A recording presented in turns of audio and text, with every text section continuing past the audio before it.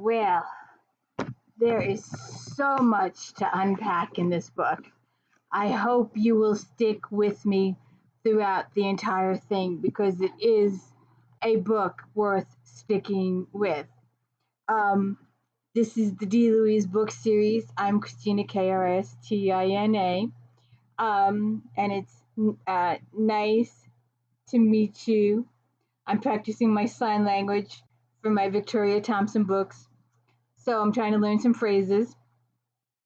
So we have finished, and I hope you stuck with me for both podcasts. I did it in two parts, but this one I'm going to just do in one. We finished with Sky O'Malley, and I want to say Claire, Beacham, Randall, Fraser, eat your heart out. Sky O'Malley is 10 women you are. Are you kidding? She's got, it's, 1, 2, 3, 4, 5, 6, 7 kids, 7 kids. 1, 2, 3, 4, 5, 5 husbands, 6 husbands. She's been through hell and back and 6 ways to Sunday, and it's just getting more intense. And we will have a little bit of a happy ending here, but it will go on. Sky's story. Sky was born in 1550, something like that.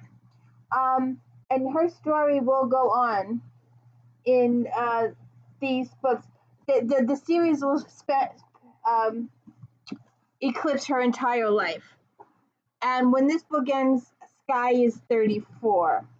So she will still go on through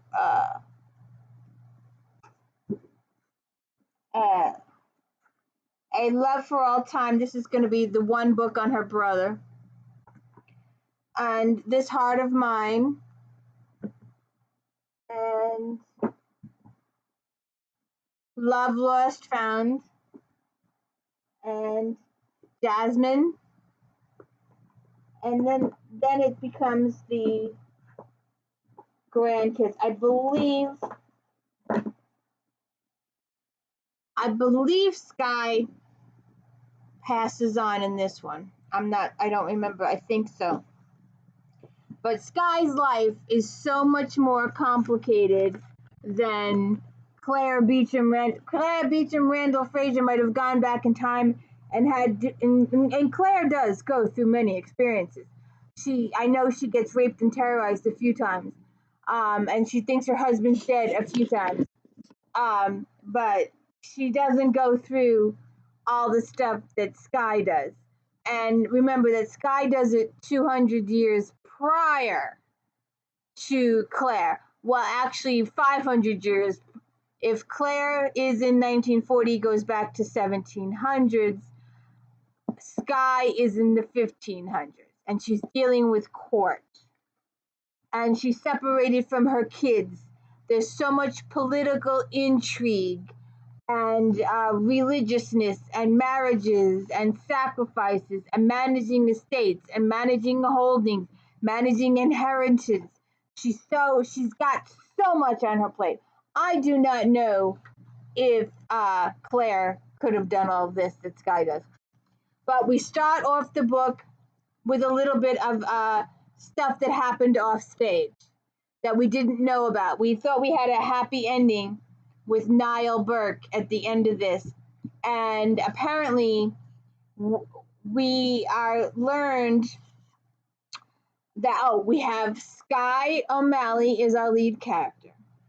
And Seamus is her uncle. And Anne O'Malley is her stepmom, her father's second wife. And Niall Lord Burke is her current husband. And Dom was her first husband. And she meets Adam at the end of this book, but she's married to Niall at this point. And she has Ewan, Murrow, Willow, Robert, John dies, and Deidre, Patrick, and a few surprises. So we learn at the beginning of this book, Sky is in charge of all the shipping for her family, and that later comes into question. Yes, ma'am, what is up? What is up with you today? My child here. Where was I? So it's all sweet tomorrows. And we learn right off the bat that there is some angst. This is all your fault, you meddling old man. Sky O'Malley Burke shouted at her father-in-law, then McWilliam of McNaught. Her blue-green eyes flashed with fire, and her marvelous long black hair, unbound and unruly, swirled around her shoulders as she paced fiercely about her room. You've gone and widowed me. Wasn't enough that your wicked machinations kept Niall and me separated all those years. Now you've widowed me. God curse you for it, old man. I will never forgive you, never. Then she burst into tears. Dara O'Neill was, because Sky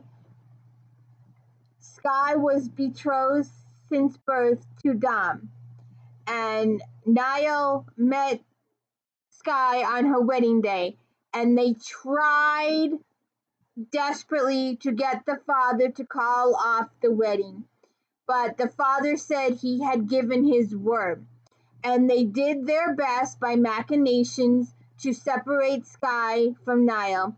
Niall did claim his lord rights because he was the larger lord, and he claimed Sky's virginity as his fealty. So he took that, and they had a lovely evening together, but then the next they kidnapped him and got rid of him, and they broke him and Sky up and made sure that she wasn't with child from him. And then Dom came in, and he took her fiercely and viciously and raped her a lot. And her marriage to him was very unhappy, but she did manage to produce him 2 sons, Ewan and Murray. And then Claire was Dom's sister, her Sky's sister-in-law, and Sky wanted Claire to find a suitable husband, and she goes to talk to her one day, and she finds her husband in bed with his sister in an incestuous relationship that, from what is witnessed there, has been going on a tremendous long time. And Sky is so sickened by it and horrified by it. And not only that, but they force her to participate, and that has life-altering mental stuff for Sky later on. And she tries to run, and when she runs, Dom falls down the stairs and is severely injured and paralyzed. So then, due to all this situation, she gets her marriage annulled. And Niall, his wife intended to be, died early age, so he had to accept her sister. Her sister wanted to be a nun and always wanted to be a nun and didn't want to be anything else. So when she married Niall, she hated sex, wanted no part of intercourse, and at first he tried to get offspring off of her, but that did not work, and she spent most of her time praying to God. Eventually, he decided to have the marriage annulled, and he sent her to convent. Then Claire, after Dom dies, Claire disappears, and we'll see her twice. We'll see her later on in the book. But in the beginning of this book, Claire has infiltrated the convent where Niall's wife went, the one that always wanted to be the nun, and infiltrates her and convinces her that Niall wants her back, and that's why he's coming to visit. He doesn't No, it was manipulated. He was invited to the convent under false pretenses, and she thinks he's coming to take her back, and she doesn't want to be taken back, so she stabs him. And Sky is yelling at her father-in-law. You knew that Dara O'Neill was a mad woman for all her religious calling a man. You knew, still you let my husband ride off to her and to his own death. She closed her eyes a moment and more tears spilled down her cheeks. Oh, Niall, she whispered. Niall, came the mocking echo in her mind. The man stiffened piteously as he wiped his nose on his sleeve, then said, At least we've got the children, Sky lass. We've got Niall's son and daughter. You have nothing, she told him coldly. I will take my children and leave this place. I will go home to Emphysema. I have hated Burke Castle, but for Niall I lived here. Now my husband is dead, and I will stay no longer. Suddenly the McWilliam grew angry, a bit of his old spirit coursing back through his tired veins. You will not take Niall's children from me. They are my heirs. So, you have no choice, Skylass. Patrick is my heir with his father gone, and we Deidre after him. I will not let you take them from me. For a brief moment he felt sure and strong. Oh man, you will not stop me from whatever I choose to do, Sky O'Malley declared. Then she rose from her settled, stormed the room, not seeing his tired shoulders slump forward, defeated by the knowledge that she would leave him if she chose, taking his only grandchildren with her. And then he coughs and he's bleeding and he's ill of health. And he passes. Let me see if I got this. So they send for Evelyn. Evelyn is one of Sky's sister. She is also a midwife. She's a nun. She has some medical experience. So they decide not to tell anybody that the man has passed. They do it secretly, so she can go to court. So that's the first chapter. So Sky goes and sees Adam DeMarco, and she tells him the plans.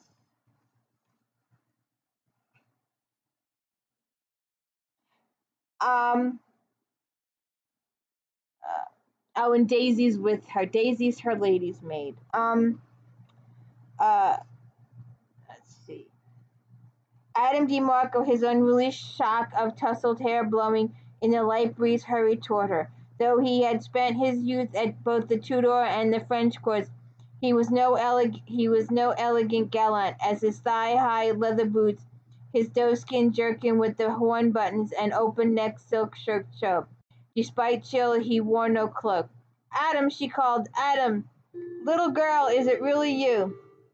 Adam,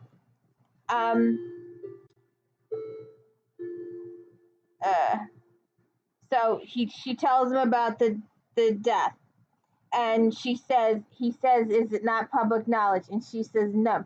The Dublin English have their eyes on Burke lands for some time now, Adam, but as long as the old man and Niall were alive, they knew they had a chance. We were fortunate in the English Tudor needed my O'Malley ships and dared not to offend me. I intend to send word from Lymouth to Lord Burleigh that I must see him. If I am to protect Burke's son inheritance from predators, I must have the Queen's blessing. Each day English fleets grow larger and stronger. If I and my ships are no longer of use to the Queen, she will divide the Burke lands among her courtiers without another thought, and Patrick will be landless and nameless. I cannot let that happen, Adam. I can't. So she's going to plead her case to the Queen, and she does, but the price is steep. I must appeal to you, my lord. Allow me to return to court so that I may plead my case with Her Majesty. My Mali ships harry the Spanish for England. My fleet share their huge profits with the Crown. I ask for nothing for myself, my lord. I only ask for my son, the rightful heir to the Burke lands and titles. William Cecil stared into his goblet. In the north, the marcher lords Lumley and Randall. Northumberland and Westmoreland were already causing difficulties because of Mary Stuart, the Queen of the damned Scots. He knew that because of their religion they were considering pressing her claim to the English throne. God only knew that the Queen had been more than lenient with the Roman Catholic lords. Elizabeth Tudor preferred her own brand of Catholicism to the Pope's, but did not abuse her Catholic subjects provided they were loyal to England before Rome.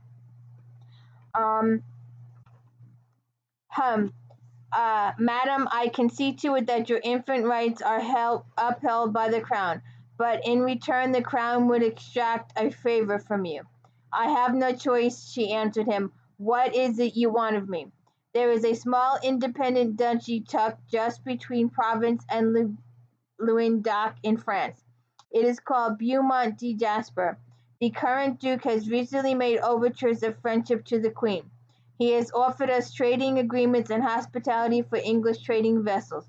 We would like to accept his offer, for it will give us a safe port in the Mediterranean and a valuable listening post into France. The Duke seeks an English wife, for he has only one child, a boy who rumor says is feeble-minded. The Queen has not been able to think of whom we might send to Beaumont-de-Jasper. An untried girl would be of little use to us. Her mind would be apt to be filled with thoughts of love and romance. You, madame, will have no such illusion, and will do your duty by England. If you go as the Duke's bride, then I will personally see that your son's rights are fully protected. The boy will grow up as Her Majesty's personal ward. Are you mad? The look on Skye's face was pure shock. I cannot leave Ireland and England. My life is here, my lands, my wealth, my children. Besides, I have sworn to never wed again, my lord. I cannot lose to death another man whom I love. You cannot ask this of me. But she knew that he could, and he did. Madam, you have never even met the Duke de Beaumont-Jasper. Therefore you cannot love him. If he departs this life, it should be no matter to you. He is said to be in failing health for all his desire to father children. In all likelihood, you'll be widowed in a year or two, but in the meantime, England will have a listening post in France's bedchamber.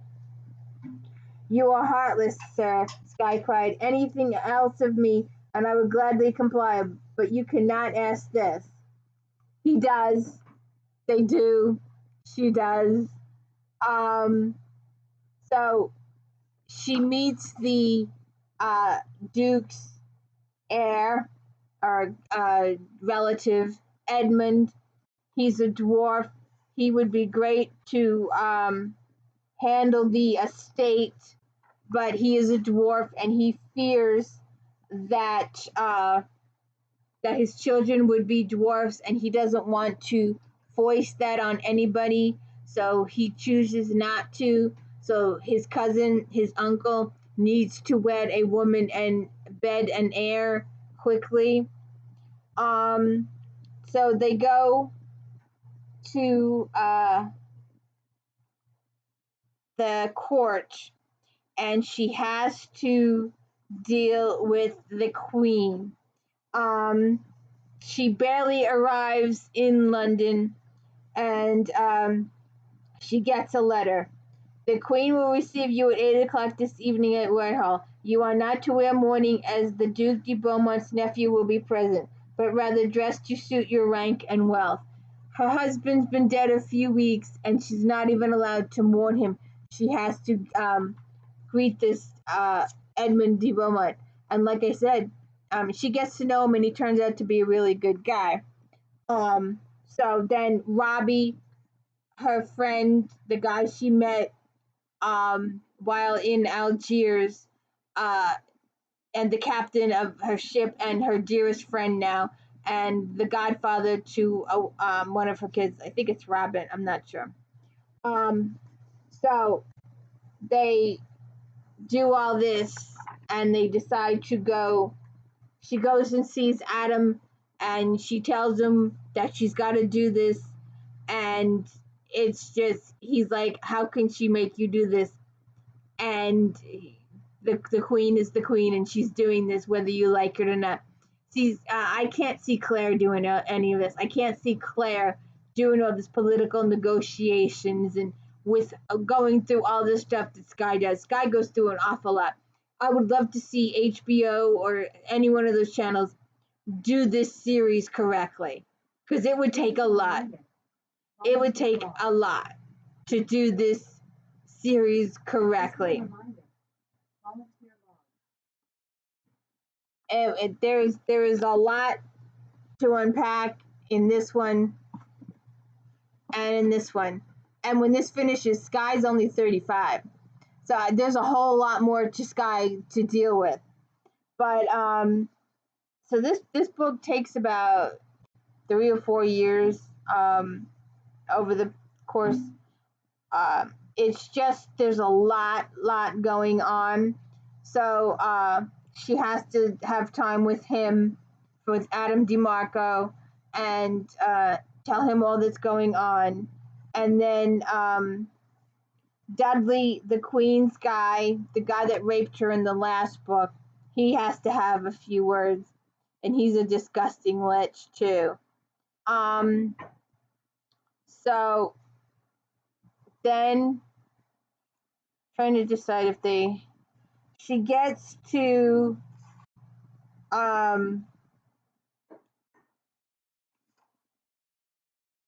the France, and they have to sign contracts, and Sky gets to maintain all of her holdings. Her children get to maintain all of their holdings. She will give de Beaumont a dowry that will be acceptable, and she will maintain all of her holdings, and all of her wealth will still be hers, and she's the O'Malley of the shipping industry, so that will also be all hers. And so the guy, he has to accept all that. Beaumont has to accept all that. So there is nothing unusual about the contracts, Monsieur le Duc. Lady Burke brings you a generous dowry, but the contracts permit her to keep her own wealth and continue to administer her lands and those of her children. But that is outrageous, he says. Nonetheless, monsieur, that is what the contracts say. English women are perhaps more independent than other women, but certainly that is why you wanted a wife from Bess Tudor's court.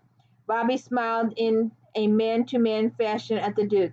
Your nephew says nothing unusual at Lady Burke's request when Lord Burleigh explained it to him. He signed believing you would agree with him. Lady Burke's dowry is very generous. Do you believe yourself capable of ministering such wealth, Madame? The Duke looked at Sky. I have been my own mistress in such things, monsieur, since my father's death. It was he who put me in charge of his fleets and his wealth until my brothers were old enough to manage. At their request, I managed both my family ships and their moneys. What else do you manage, Madame? The estates of my young son, the Earl of Plymouth, and my eldest son, Ewan O'Flaherty. Although Ewan will be old enough in another 2 years to manage on his own. Then there are the estates of my youngest son, Patrick, in Ireland, my daughter Willow's wealth from her father, and my second husband. Then there's the wealth, monsieur, from commercial enterprises which I engaged with Sir Robert. You take a great deal upon such beautiful shoulders, madame.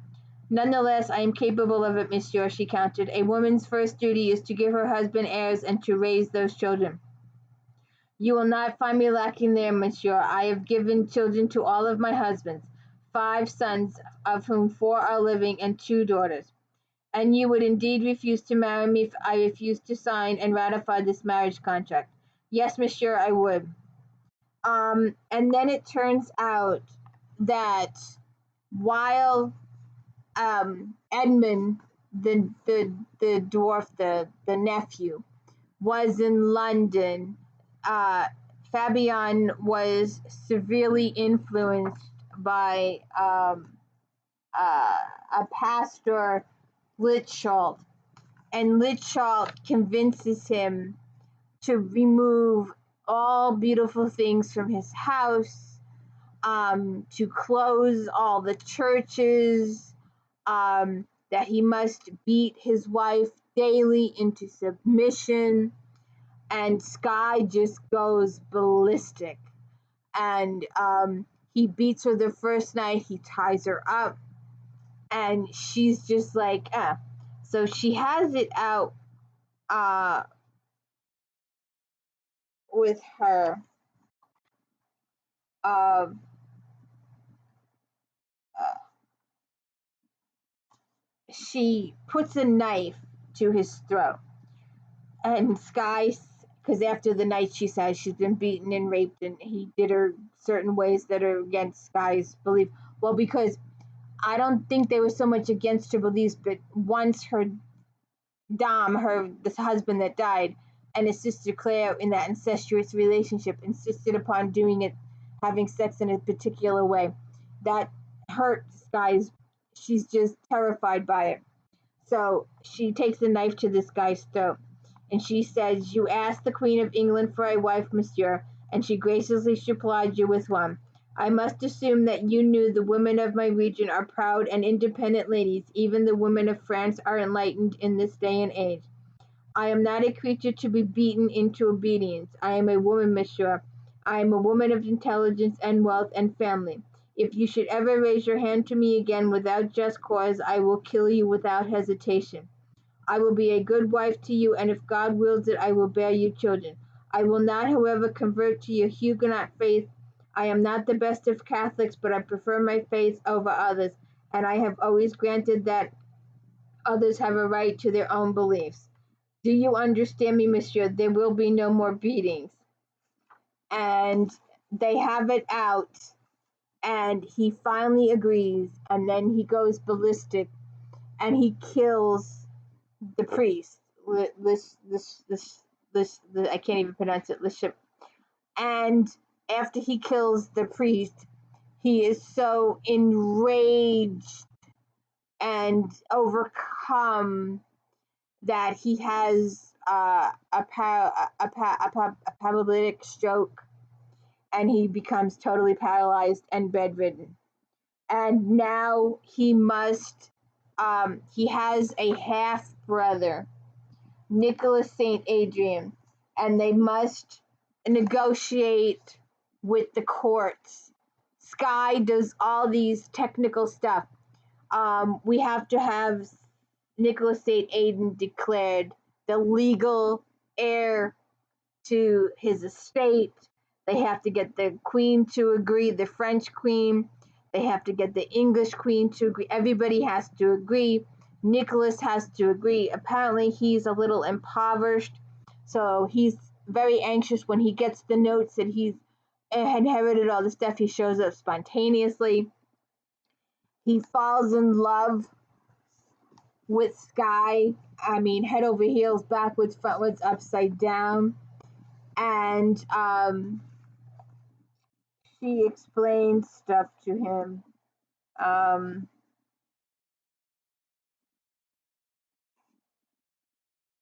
The Dowager Queen, Catherine de Mercy, would like to absorb Beaumont de Jasper into France. Without a male heir, we could lose our independence. Your half-brother prefers that you inherit. If you agree, you'll be invested as Duke de Beaumont de Jasper in St. Paul's Cathedral next week. Understand that my husband's wealth will remain his while he lives, although you will be given a most generous allowance. You must agree to care for his son Garnier and your nephew Edmund after Fabrin's death. And you, madame, what will happen to you after my brother's death? His intense gaze caressed her face boldly, causing her to blush again. Should I not also take care of you? The words said one thing, his eyes said another. Sky drew in a deep breath to clear her head, which was whirlwinding. She didn't know how much longer she could sit quietly speaking with a man. And he does her. He takes her over. He convinces her that they should marry. So they have to have this period of time of getting to know each other. And not Nicholas, the Duke dies. He has another stroke and he dies. And they're going to have a period of mourning. And then her and Nicholas are going to get married. And she would still be upholding the Queen Elizabeth Tudor's requirements for her. And so then she's getting used to this new life. And I didn't write the page number down.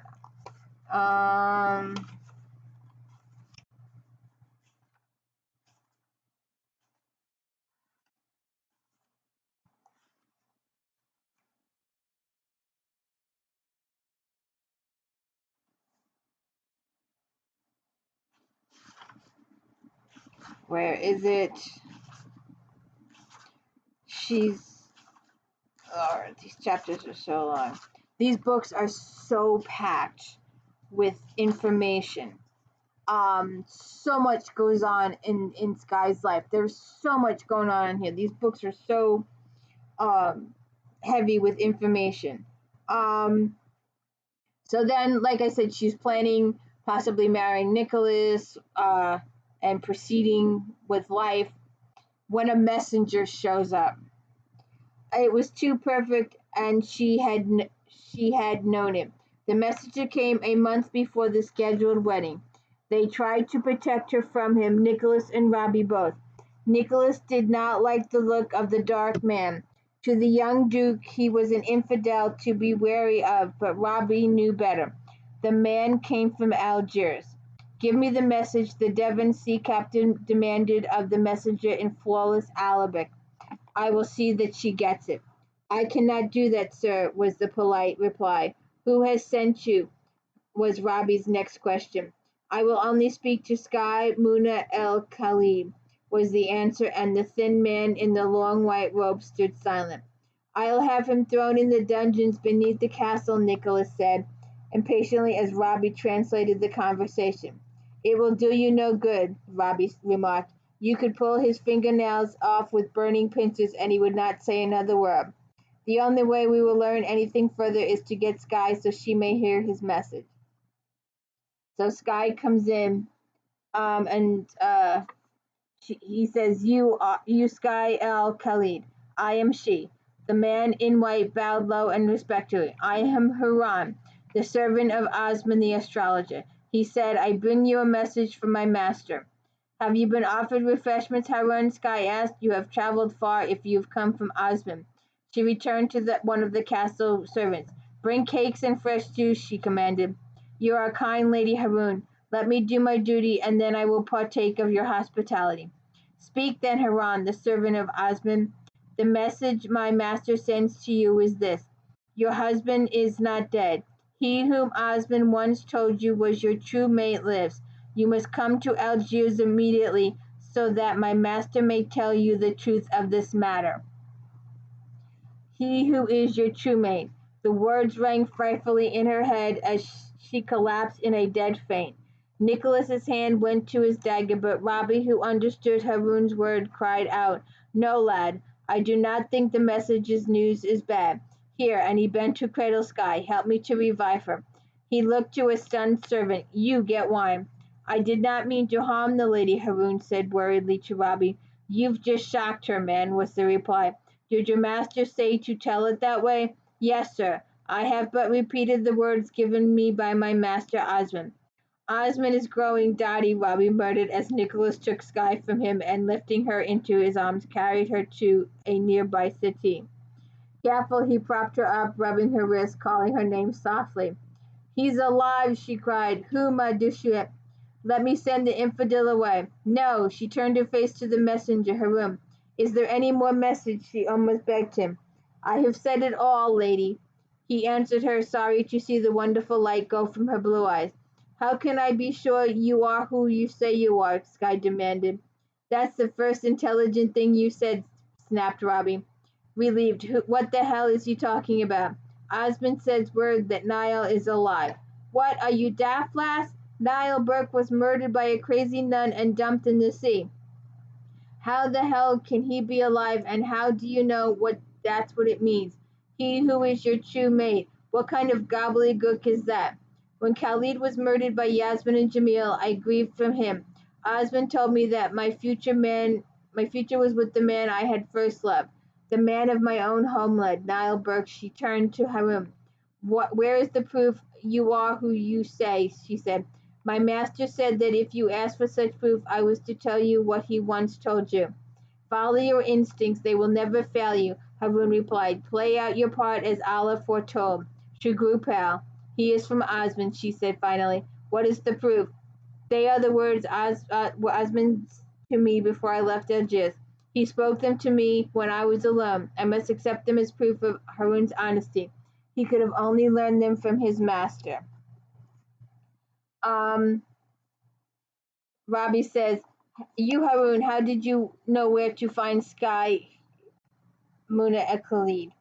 A vessel belonging to his lady stopped in Algiers several weeks ago. I brought its captain to see my master, and my master asked this captain, an old man with a strange and unpronounceable name. Maguire? Aye, lady. Harun's face cracked. My master asked this man to take a message to you, but the old man said that you were not in your homeland, but rather in this place. I was therefore dispatched to fetch you to my master. He says that you must waste no time in coming, for the man who is your mate is in danger. So she makes arrangements for all her kids. She makes all these plans, and she's going to go to Algiers, where she was wife to Khalid, and she has to leave Daisy behind, her maid of all these years, and she goes into Algiers, and she's got to be a slave again, and it takes about 6 months for this whole process to go through. But she gets to Osmond. I know you are anxious, Sky, my daughter, but first I would settle you. A few more minutes will not matter now that you are here. He turned to Robbie, who had dismounted his horse. Welcome again, Captain. It does my heart good to see you here. Then Osmond led them both into his house, the house in which she had lived with Khalid. Sky let her eyes dart about the square entry hall, and it all looked the same as the night she had left. For a brief second she expected to see Khalid come through from the gardens, his white robe swirling around his tall figure.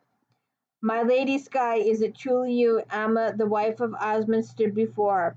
Seeing Sky's tears, Amma put her arms around her mentor.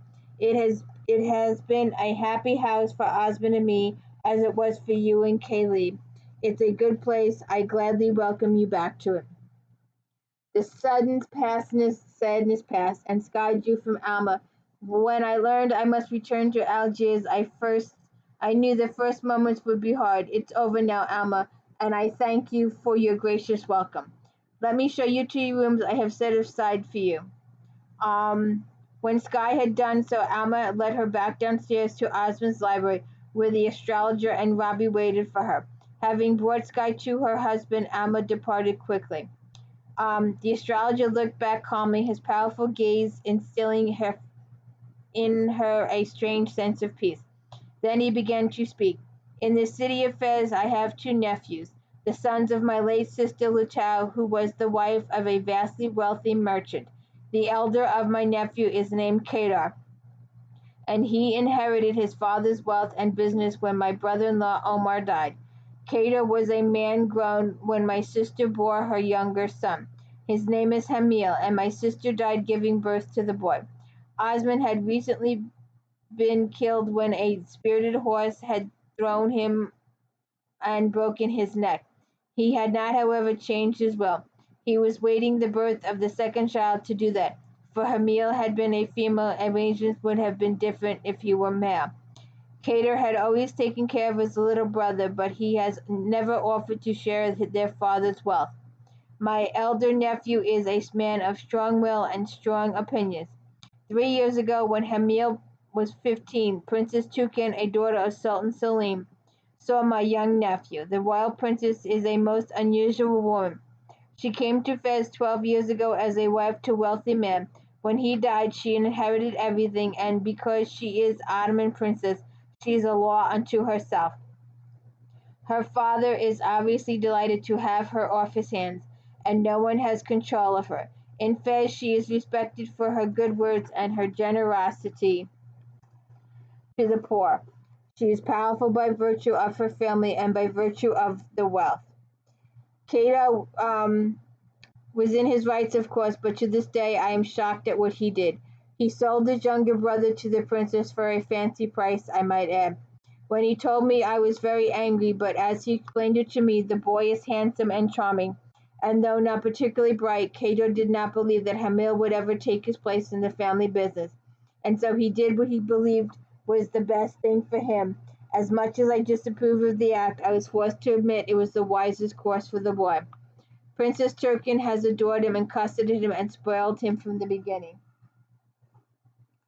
I was more interested by his story, and so out of curiosity, I asked him to find out more about the man. First, the slave who loves to speak frankly with Hamil, who was Turkin's favorite pet. Gradually, however, my nephew's honesty won over, and he confided that his name was Niall Burke. She grasped and grew white, but Osmond held a warning hand. He was not yet finished with his tale. Niall Burke told Hamil that he was a nobleman in his own country, a place called Ireland. He told Hamil that he had a beautiful wife called Sky and children. When I heard that, my daughter, I knew it was you. It could only be you, for who else would have so courageous name as Sky? I was going to send to Ireland for you, but Haman learned that you were but across the sea in Beaumont, Damascus, and that you married its duke. Why did you marry another man when your husband was still alive? My husband was believed dead, Sky replied. He was thought murdered by a mad religious woman and his body thrown to sea. Niall Burke could only remember bits and pieces of what happened to him, my daughter. He remembered being attacked, but um, but he was nursed back to health before put in the galleys to row. He manned an oar at a Barbary pirate ship for several months before he was seen here in Algiers by an enterprising slave merchant from Fez who thought the princess might be interested in him. He bought Niall from the pirate ship and transported him back to Fez. The merchant ship's judgment was correct. Princess Turkin saw your husband. She bought him and at the price the slaver wanted. Niall Burke has not proved the most attractable man, but she loves him. So she has to. Osmond tells her that he's going to sell her to his son Kadar, and she's going to be Kadar's slave. And then she's going to tell he's going to tell Kadar that he's got to go see Fez. And when she goes to see Fez, she's going to see Niall, and they're going to escape. And the whole thing's going to take about 4 months, and it takes a really, really long time for all this to play out. And Sky gets, of course, tortured and raped and other stuff again. And it takes several chapters for all this to play out. Um, so, uh,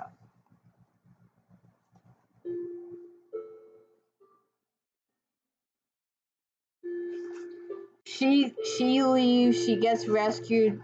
They get Niall rescued, but unfortunately, Niall was addicted to certain. They called them sweets, but they were actually laced with narcotics, and he was totally, absolutely addicted to those.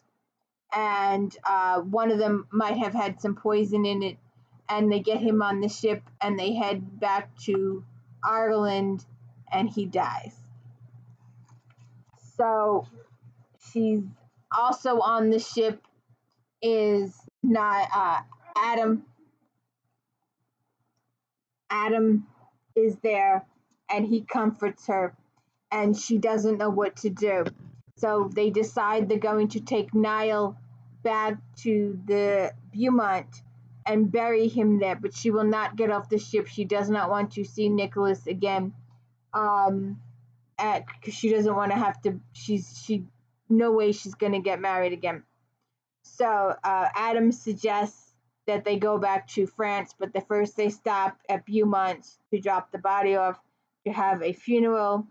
It turns out that Nicholas has married a young lady, uh, a very young lady, and where is my thing?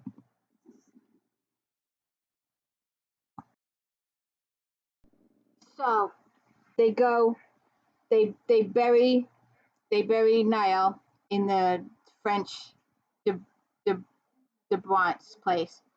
Nicholas makes a final plea for her hand. He's married for several months. His wife is far along with child, and he's still begging for Sky. So Sky gets out of there quickly, and they go to Adam's family's estate. And there, Sky is reunited with some of her family, and she meets his family. Um,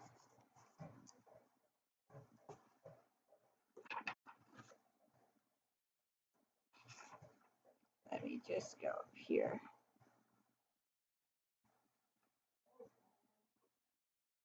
Um,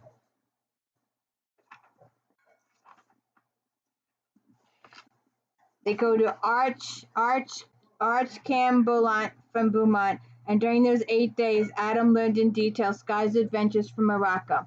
After the first night, he had insisted that she tell him everything, and as more and more of her agony came to the surface, the less violent her nightmares became. As he listened, they realized how much he loved her. This time, she was not going to get away from him, and the afternoon they neared his mother and stepmother's chateau through the exquisitely rolling green county side of the Loire Valley. He told herself, "You are going to marry me, Sky. I will never marry again, Adam. I have had all I can of belonging to a man.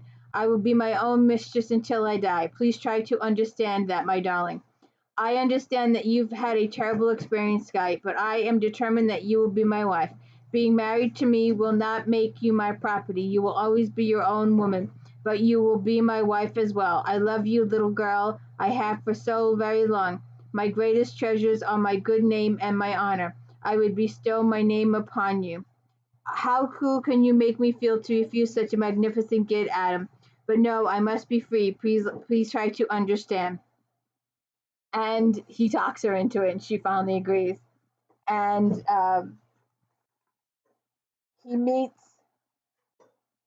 he meets her. Uh,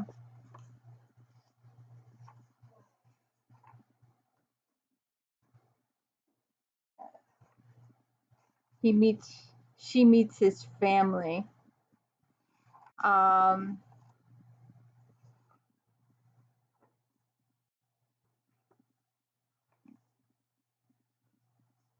and they make plans. Uh, just a second.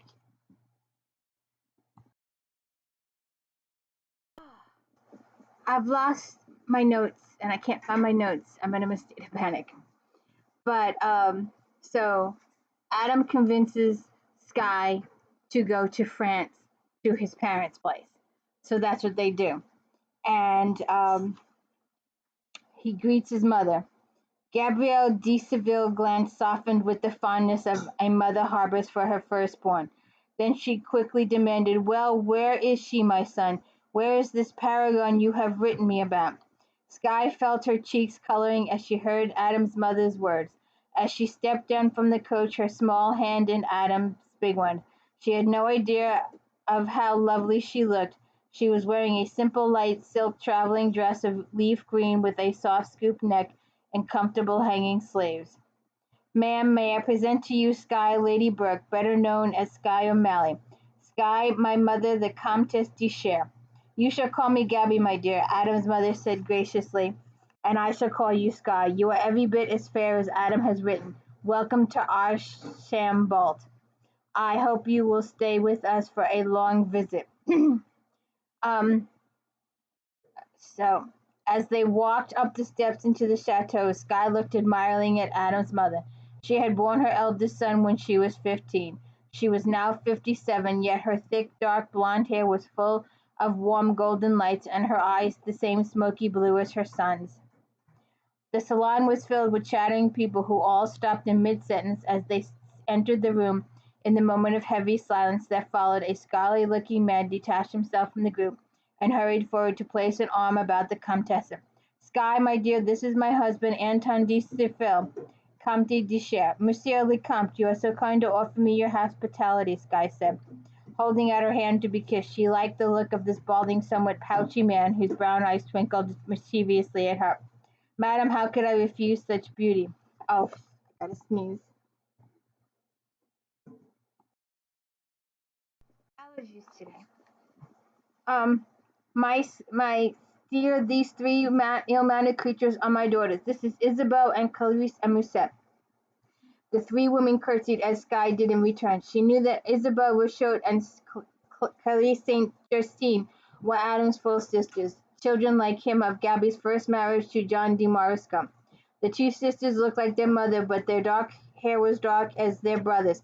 Musette de Seville Cecile was Adam's half-sister, and she, a miniature of her mother, was just 25, the youngest of Gabby's children.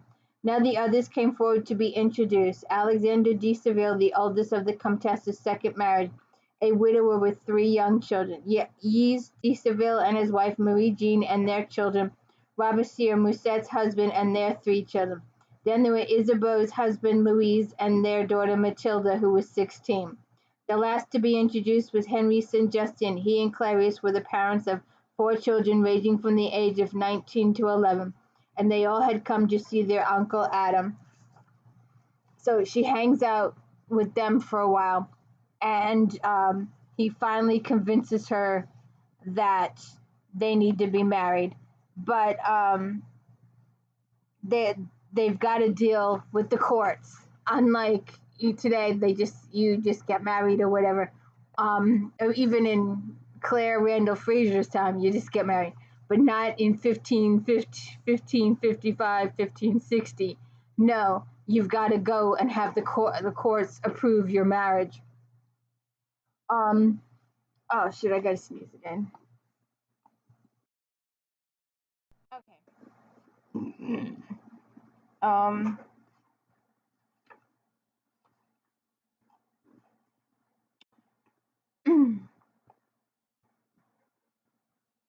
uh, I am not afraid anymore, Adam. I'm not afraid, for now that we are meant to be together, and what a pair we shall make, my darling. Elizabeth Tudor will be hard-pressed to stand against us. We may have to remain in France, Sky, he said. I intend to marry you with or without the Queen's permission, and before we return to England. If the marriage displeases her, she will attempt to separate us, as she has done with others.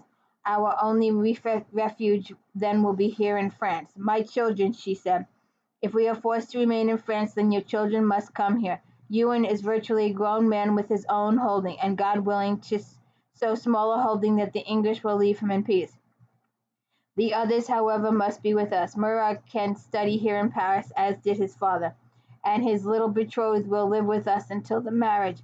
Robin cannot be left to Elizabeth Tudor, despite the fact that he is her favorite.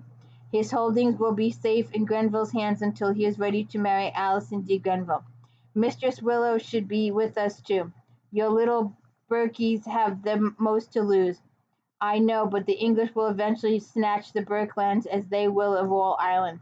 Perhaps your O'Malleys can hold your son's lands until he comes of age, but until then it's not right that Deidre and Patrick be separated from you, Sky, because they are still quite little. They are still probably 4, under 5, definitely under 5 years old. With the responsibilities I owe to the O'Malleys, Adam, I cannot simply walk from day for them. I promised my father 'twas a deathbed promise. A promise made 14 years ago, Sky, when your brothers were babies. They are grown men now, and Brian has already children of his own. It's time they accepted their responsibility. Brian O'Malley has run the O'Malley Enterprises these last 2 years while you've been away. Your Uncle Seamus could not do it and defend Burkelands as well. He is growing very old, although it would knock me down if he heard me say it.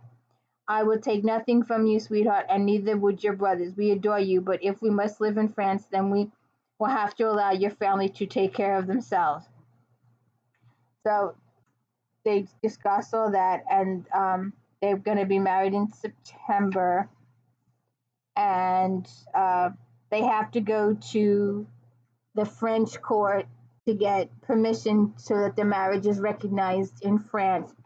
And they do that, and while they are in the court, um, a crooked person sets them up and splits Sky and Adam up while they are in court, and Sky gets raped. And it's during there's a French rebellion, and they have to leave quickly from Paris. So they patch up, they pack everything up, and they go back to Adam's parents' house. And while Sky is preparing for her wedding, the seamstress notices that she is with child, and Sky goes into an absolute state of panic because it's during this time that she believes that the child is a result of that rape, because up until this point they have always believed that Adam was infertile, and that was one of the bigger reasons why he would not marry. He felt, but Sky's got all these kids now, and it doesn't really matter. They can be his kids too now. And I would like to point out that Sky has been through all of this stuff. She's been through all of this. She went and put herself as a slave again, and was abused and beaten and treated poorly in Algiers to get Niall back, for him to only die on her. And so now she was raped at the court, and her husband finds out. He's like, well, I don't care. This kid will still be mine. We will be married, and that kid will be mine. And it eats Sky alive that this kid will not be Adam's. So then they her kids arrive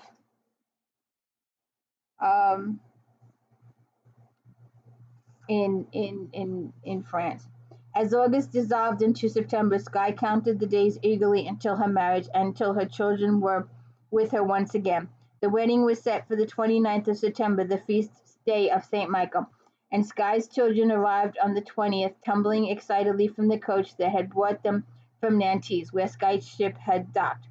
They were all there, even her eldest Aaron, who had left his holdings in Ireland to be with his mother on her wedding day.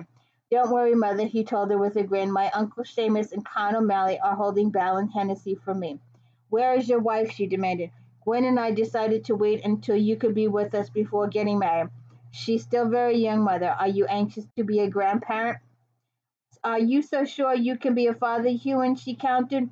He chuckled and then blushed at his brother Murag said, he spawned 2 bastards already, mother. Ewan. Sky was mortified, but Adam and the DeVille men laughed heartily with obvious approval of Ewan's accomplishments. Scare beauty, the Comte said, wiping his eyes. These are fine new grandsons you give me, Sky. He peered at Ewan, though kindly nearsighted.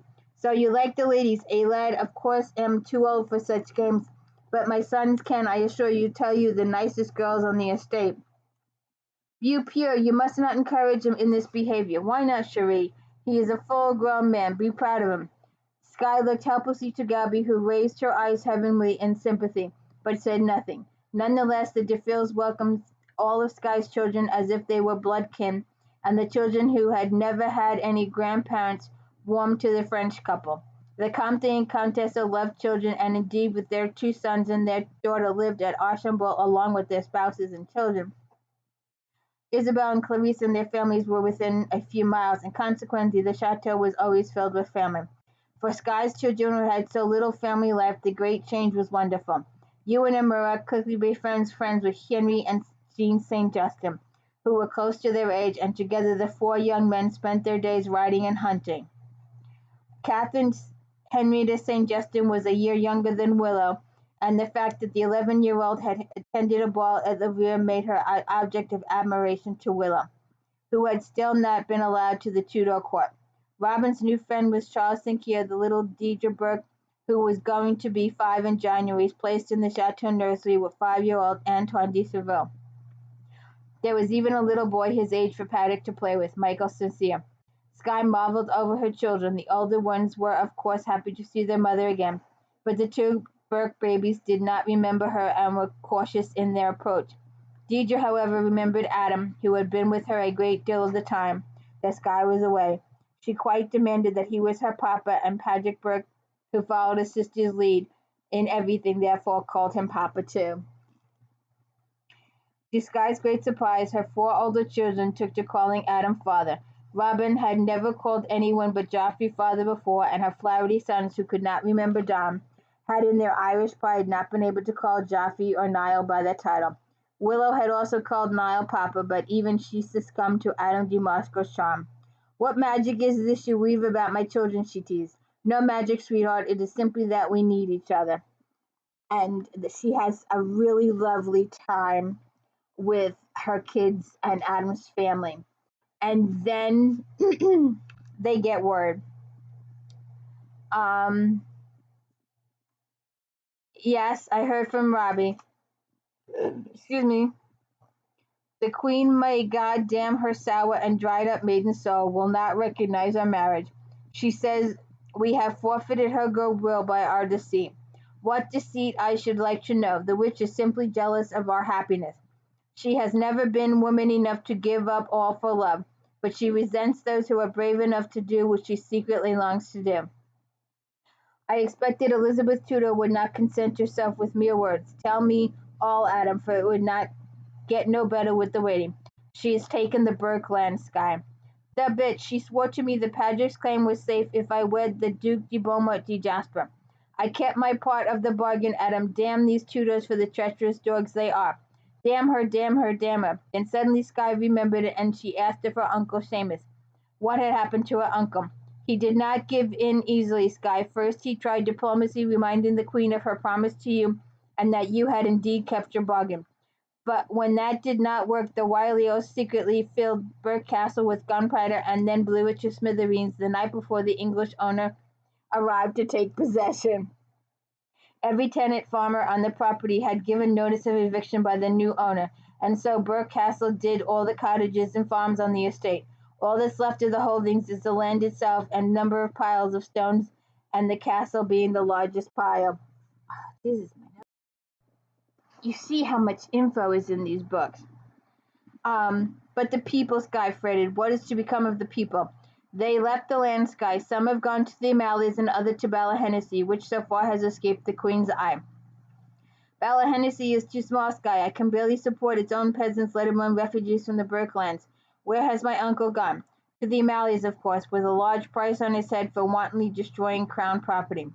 My brothers will protect him, madam, but he is such an old man now to have faced such a commotion. He is 71, you know. Would you like me to bring him to France, Skye? He'd not come, Adam, for his duty to his people as the Bishop of Connaught, especially now. The Queen has taken Lundy, Skye. Oh, Adam, I am so sorry, darling. All of this because of me, and Lundy was his property. So they've taken all that. So they've taken everything. The Queen took nothing of Lymouth or Robert Small's possession, which will one day come to Willow. It's only your Burke children she has acted against, and I suspect, Skye, that given the situation in Ireland right now, the English would have eventually stolen those lands. I'm sorry, but there is no help for it. What of the O'Malleys, Adam? What of Emphysema, my brothers, Anna, Joffrey's 2 daughters? For the moment they seem to be safe. I hope you will not be angry with me, but I instructed Robbie to take over the 6 ships that belong to you personally, and to separate them from the O'Malley holdings. Your brothers have joined forces with your kinsman Grace O'Malley, and she is the Queen's mortal enemy in Ireland.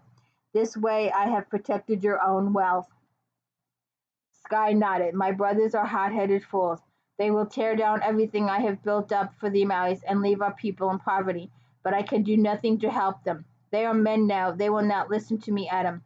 They only see the glory of the rebellion against the English. They see not the misery their actions will bring. Send for Joffrey's 2 daughters, Gwyneth and Joan, and beg my stepmother Anne to come with them. I don't know if Anne O'Malley will leave her son, Skye. Perhaps not, but I will ask her nonetheless. That much I can do in my father's memory. Catherine Grey was a claimant to the Tudor throne, Skye. The Queen was protecting herself. No, Adam, Elizabeth Tudor likes to control the lives of her court. She is not capable of loving or giving love. Once she told me, though, she said she would deny it if I quoted her, that she would never wed, for if she would, neither be queen nor a woman in her own right, but rather a man's possession, and she feared it. She does fear it, Adam, but yet at the same time she longs for it. She tries to surround herself with women who seem like her, women of wit, beauty, and intelligence. When these women fail her by falling in love, she is mercilessly in her disapproval and her revenge. Geoffrey Southwood's daughters Gwenys and Joan arrived from Ireland in mid-April. They stopped in Cornwall on their way to the wedding of their elder sister Susan to young Lord Trevane. Susan, at 15, had sent her stepmother a properly correct letter offering to accept responsibility for her two sisters now that she was to be married. Gwen and Joan, however, had fled happily from their strict Protestant sister's household at the suggestion they might marry her two younger brothers-in-law. You should have seen them, Belmere, Joan giggled. Two pimple-faced boys with damp hands that were always seeking to get beneath our skirts when no one was looking. But how pious they became when it was necessary. You are but 14, Skye said. When you are 16, we will speak on this, about marrying her sons. So we go through all that. And then Skye gives birth to Velvet. And all of her worry about Velvet being the rapist's child is proving false when Velvet is born with a birthmark that is consistently seen in all of the DeMarco's kids. And so she's overwhelmed with joy that the kid is actually Adam's. And Skye makes Elizabeth Tudor a godmother and Marguerite a godmother, and the Queen kidnaps Velvet because she wants Skye to come back to England because she wants Skye to fix her brothers. Her brothers have gone to war against England and are pirating English ships. So Skye goes and she's like, what the F are you thinking? You know, so the Queen calls her Evelyn comes to give birth. We see Evelyn again. She is the nun who is the midwife who has birthed all of Skye's children, and she will be here for a while. She's a great lady. So we do have reoccurring characters. We do have the family come through, and we see these characters grow over the years. And like I said, they determine that the child is Adam's, and they baptize her, and they're at the French court. Who is that they tell Catherine de Medici that she will be the godmother, and then she says who will be the other godmother, and she says Elizabeth Tudor, and the Queen says, you play your cards well, Madame de Marsco. Well, it can't hurt the title, the little one, to have both an English queen and a French princess on her side. Who knows where she may end up one day? Who is her godfather? Monsieur Le Comte and her half-brother, the Earl of Plymouth. Good choice, she says. So, like I said, Adam buys a nearby estate, Belle de Fleur, and they get situated. But, of course, the Queen kidnaps Velvet, so they have to go back to England. And let me just see why I wanted to do this page. And Robin has to go back too. All the kids have to return to their respective places. Because at first she kept her promise to Robin and wrote that very day to both Robbie and de Granville. For several weeks, the correspondence flew back and forth between France and England. Skye insisted that she receives the Queen's word that Robin would be allowed to come to his mother and stepfather whenever either of them would desire. The Queen wrote back that Robin might certainly come to visit his mother, Lady Burke, and Demarco, her lover, whenever he chose. Queen Tudors wrote in her elegant hand that she knew the pain of parental separation from her own personal experience, and she would not certainly visit upon the child of her late dear Earl of Plymouth. However, the Queen primly noted that she did not think the living arrangements chosen by Lady Burke, as well as the presence of her bastard daughter, would be conducive to moral behavior. So she's not going to let them back in, but then, of course, then she enforces them to come back when she kidnaps Velvet because she needs the help with the brothers. So,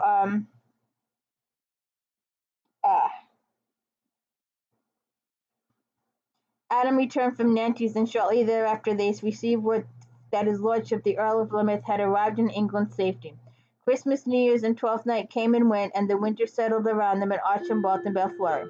Willow wrote from the French court that the king was not well, and it was expected he would die soon. As for the court, she wrote, it seems very much as Robin had described the English court to me. This is very much intrigue, both serious and silly.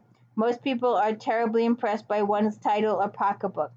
The young men play a game as to who can seduce the greatest number of noble ladies. What they do not know is that these ladies are playing the same game. You need not worry, Mamma, she wrote, for my stepsisters and I are shocked by disgraceful behavior. Gwyneth and Joan, of course, are relatively safe, for they have neither overly pretty nor wealthy enough. As for me, I have my share of admirers, but I would not admit to them to be alone with me, thereby avoiding any idle gossip that should destroy my good name. She smiled, reading Willow's letter. She had no fears about Willow, who was a practical little miss with ambitions to win an important title. No, Willow could no longer be considered little. She'd be 14 in April, and it would be time, Skye realized, to seek a husband for her eldest daughter. Remembering Dama Flaherty, she prayed that her daughter would fall in love with a suitable young man, and thus avoid the pain that she had suffered. She would not force her child to any marriage, as she had been forced to by a well-meaning father. In the spring of 1574 was more promising, and Velvet DeMarco celebrated her first birthday. And like I said, a lot of stuff goes on with the courts and stuff. And Skye's two eldest sons, Ewan and Murat Flattery, were married to Geoffrey Southwood's twin daughters on July 26. Although the girls were not identical twins, they chose to wear identical ice blue satin gowns embroidered in silver thread and clear crystals. Their hair was unbound and fell to their hips, and atop their heads they wore wreaths of white roses and fluffy baby's breasts. The young Earl of Plymouth proudly gave his half-sisters away in the church at Archambault, where the wedding was held. It was not a large wedding, the only guests being the family of the Conte and Contessa, with Skye and Adam's family. Tables were spread out over the lawns for feasting, and following the dancing, the young couples were put to bed with much teasing and hilarity. On the next morning, two bloody sheets hung from the two nuptial chambers at the chateau, waving them in the summer breeze as the two couples, accompanied by their Robin and their sister Willow, rode off to Nantes to embark on an Malay ship bid for Bedford in Ireland. That was a tradition in the olden days, that you had to prove your virginity and you had to show that stuff. So like I said, the Queen, let me get to that point.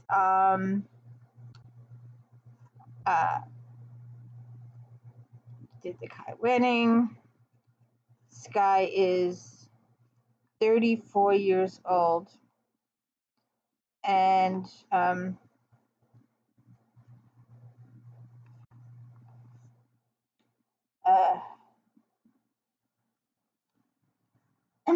Madame, I need of your service. Come immediately. It was signed Elizabeth R. Where did you get this? Skye demanded of her husband. It was waiting for me at my arrival at Tours. It had been left by two gentlemen who arrived alone and departed with a nursemaid and child. So they have proof that the Queen took Velvet. So they get to England, and they want to make sure that they're going to be accepted and not thrown in the tower first. The child is all right, Cecil. She is at the Hampton Court with her nursemaid, and a proper little Tartar she is, I am told. The Queen chuckled. I saw her the night that she was brought from France. She is DeMarco's image, and I doubt he loves her dearly. It's another good card I have to play, Cecil. The child is doted upon by both her parents. The Seagull was sighted off Margate Head this afternoon. I've dispatched some of your gentlemen pensioners to escort them here to Greenwich. And she gets they get to Greenwich, and they want Sky and Adam to hop sing. And she's like, well, I gotta shower, I gotta bathe, I gotta eat, blah, blah, blah. And the Queen's like, well, what took you so long? And she's like, well, you didn't want me to come here smelling of ship. It's been a few days, blah, blah, blah. And so Sky goes to see the Queen, who's kind of pissed off that she took so long to arrive. Where in hell is she? Elizabeth Tudor swore for the 100th time that afternoon. Her damn ship anchored hours ago. Where is Hatton? This is intolerable, Cecil. Patience, madam, Cecil says. And so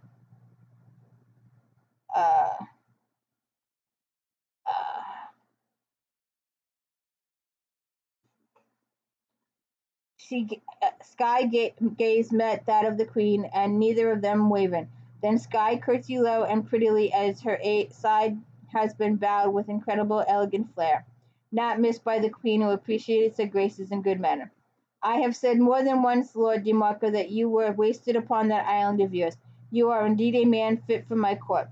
Adam said, thank you, madam, but if I had my choice, I prefer my rock to your court. I am a simple man, and such radiance is too overpowering for me. I prefer the quiet life. But your choice of companion, sir, is indeed not conducive to peace and quiet. As I have said, madam, I am a simple man. Simple men follow their hearts, and I have followed mine, as I know you follow yours, with the burden of England not upon your frail shoulders. How fortunate you are in their Queen. And you are, Lord de Marco, fortunate in your Queen? You have my loyalty, madam, until death, but not your heart. No, madam, my heart, for I cannot give what I no longer possess. I gave it to Sky O'Malley. I could clap you in the Tower for that remark, Lord de Marco. I could send you both there, but I suspect it would not make one bit of difference to either of you. Madam, I must plead guilty. I beg your forgiveness and your indulgence for both my wife, but in all honesty, neither Sky nor I would change anything we have done. First, I want my daughter, said Sky. What, madam, you bargain with me? Elizabeth, outraged. Would you not bargain with me? Why else have you taken my daughter? The child is in Hampton Court, madam. She will return to you. When? The Queen looked at Sky closely, then sighed. I will send a messenger out tonight. Your word is not good enough, madam, the shocking reply. Adam put a hand on his wife's arm in warning, while Cecile thought for a moment in his heart had stopped. It was a fierce insult, and Elizabeth's Tudor eyes narrowed in anger. At that moment she looked very much like her father. Madam, I must remind you, you are my subject, and I am your Queen. You are the Queen of England, madam, but I am Irish. To protect my Berkson's land, I did you a favor, a great favor, madam. I left my homeland, my children, to marry England for England's sake. The husband you chose to remarry was a cruel and unhappy, but I offered no complaint, for you promised me that you would protect Patrick Burke's lands and his rights. You have given those lands to Englishmen, madam. My son is bereft of his heritage despite your promise to me. She looked defiant at Elizabeth Tudor. I kept my word to you, madam. Would that you have done the same to me.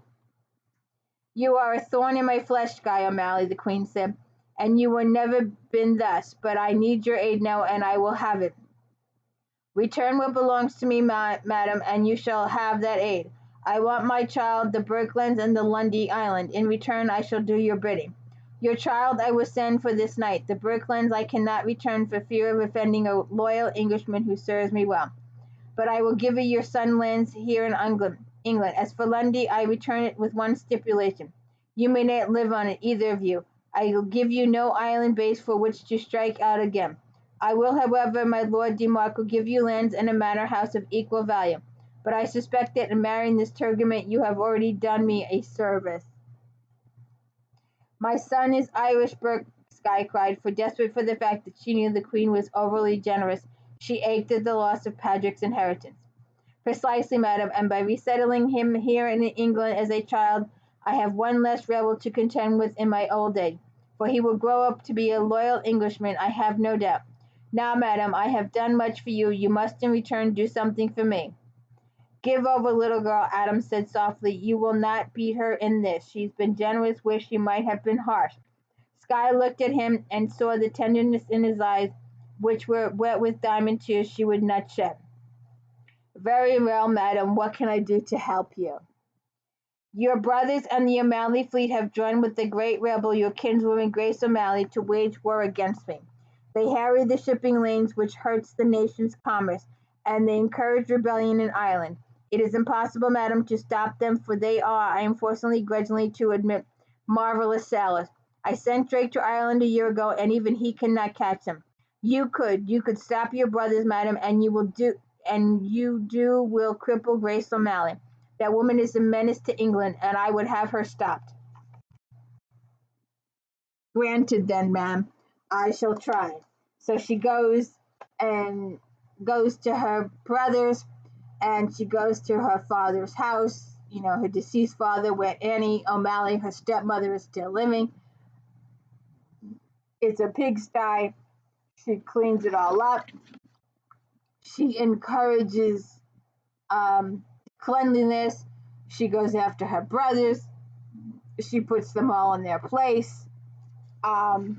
She makes her brother go to court and have him, he must beg for the Queen's forgiveness. He must ask for a flag, papers of protection, and him and his brothers will promise to not attack English ships anymore for safe passage in English waters, and they will attack the Spanish, and they will share their bounty with England. So that's that pact there. But then we have some sad news. It is 1574, and I think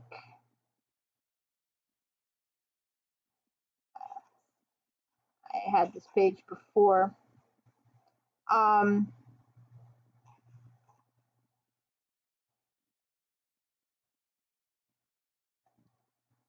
She sits down to her brothers and she explains the situation to them, and that Khan will have to go to England to get the papers from the Queen.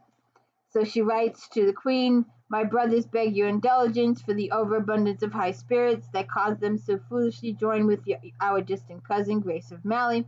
I have suggested that a proper channel for the brothers' exuberance would be to carry a letter of marque from your gracious majesty that would allow them to exercise their energies in foreign waters to both their own and your majesty's great advantage.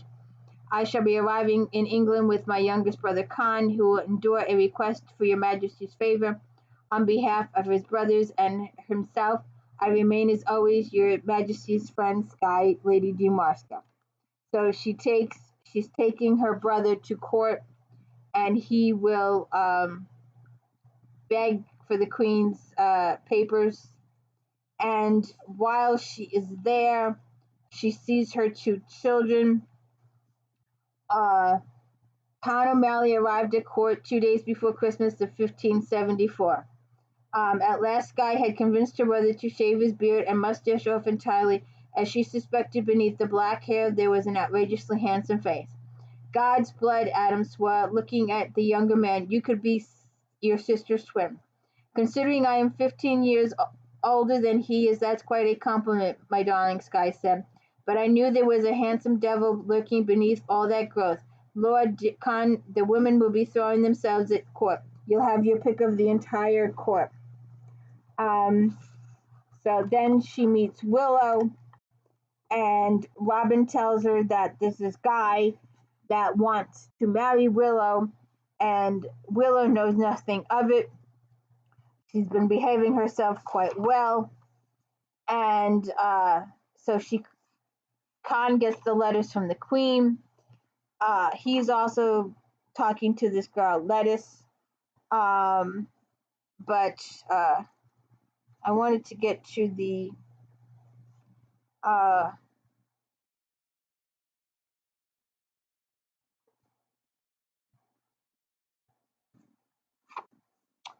where did I see that page?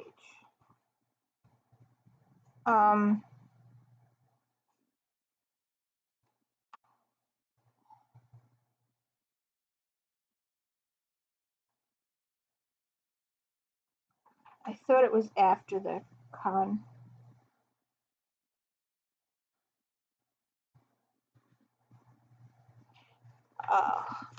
Hold on a second here. Okay, so while they're at court over Velvet, um,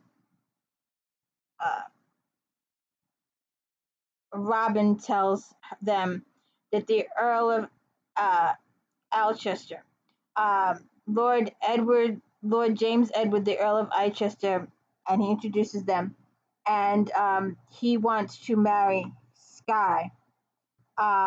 So neither Sky nor Adam had the opportunity to check further on the Earl of Leicester. However, the following morning he arrived unannounced at Greenwood.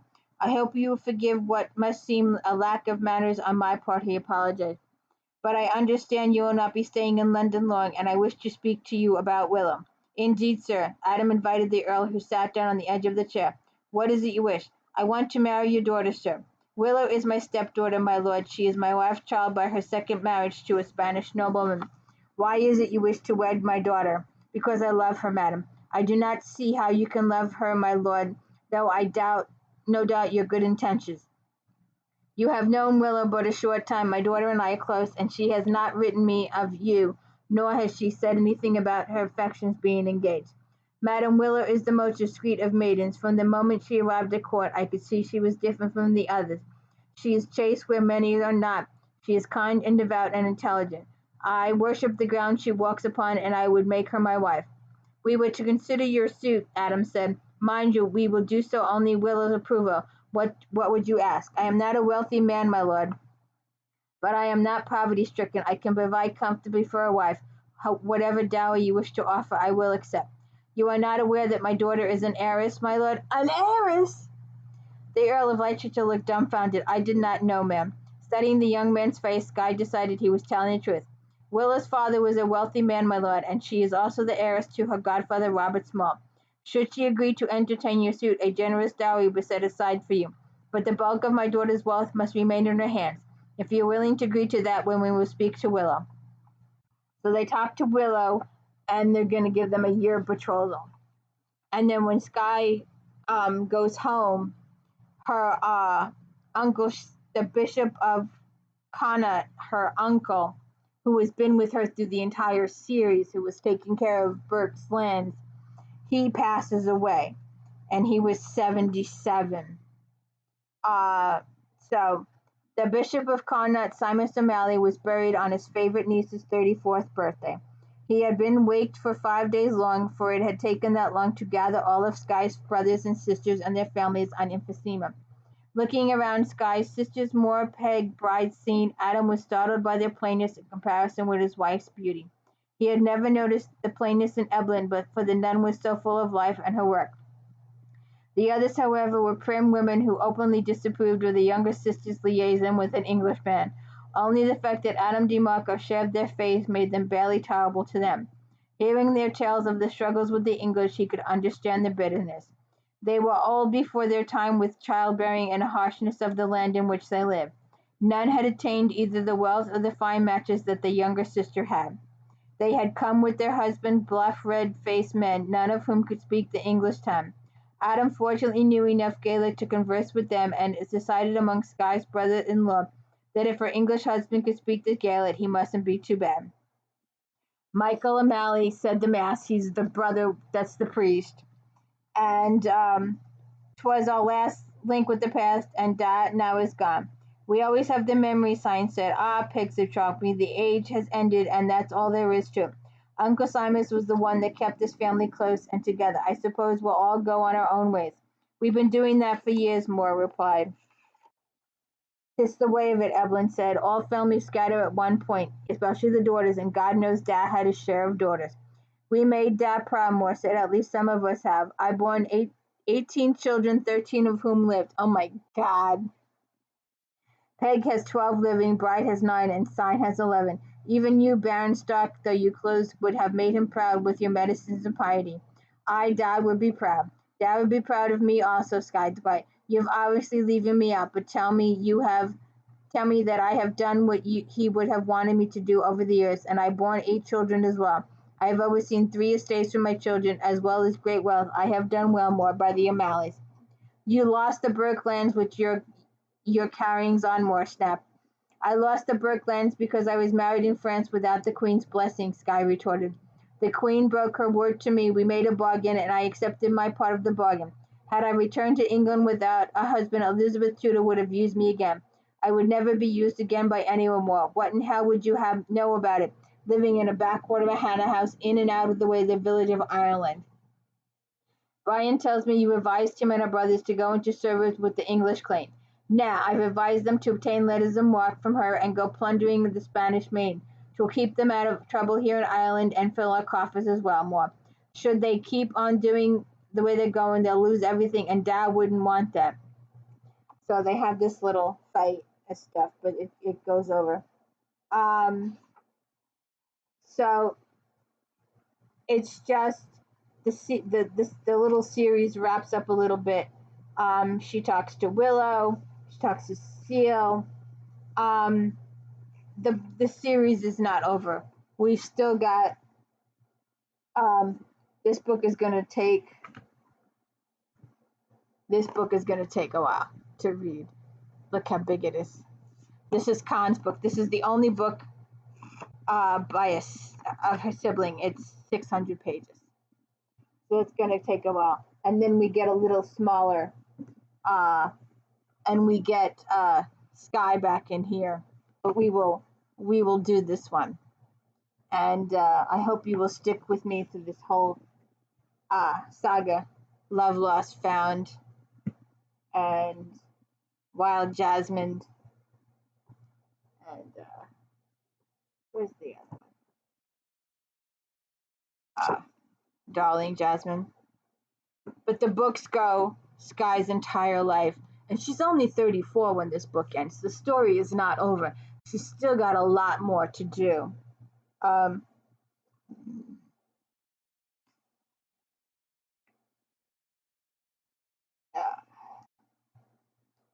She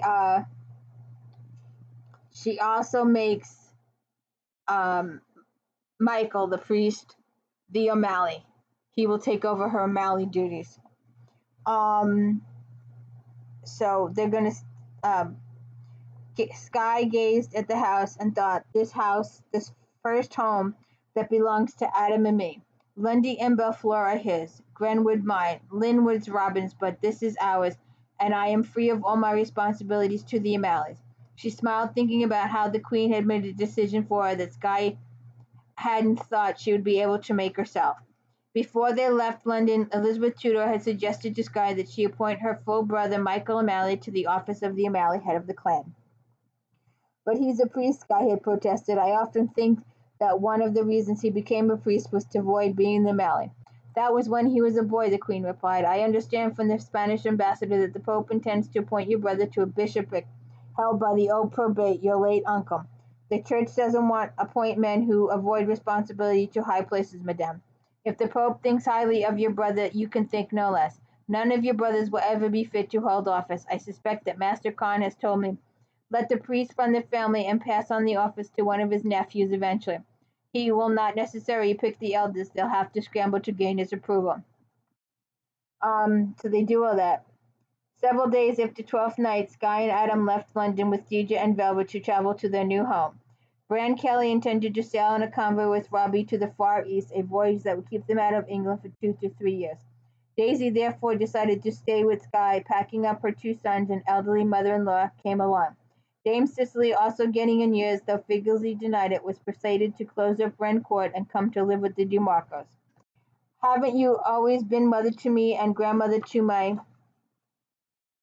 children since I arrived in England? Sky demanded. I would worry myself to death if you stayed alone in Devon. I have stayed alone most of my life, Sky. I need you, Dame Cicely. Well, if you're sure you need me, I do. Sky smiled. They were also fortunate to have each other. She stood before Queen's Malvern and knew that certainly that she had a home at last. And that's the end of All Sweet Tomorrows. So we have finished the Sky O'Malley initial story. There's still a lot more story to tell, and I hope you will stick around for me with it. And I hope you have a good day. And I hope you stuck with me this whole time. It was a really good book. Thank you. Please don't forget Star Trek Fridays, Flashback Mondays, and If Then. I'm working on some good ones. Have a good one.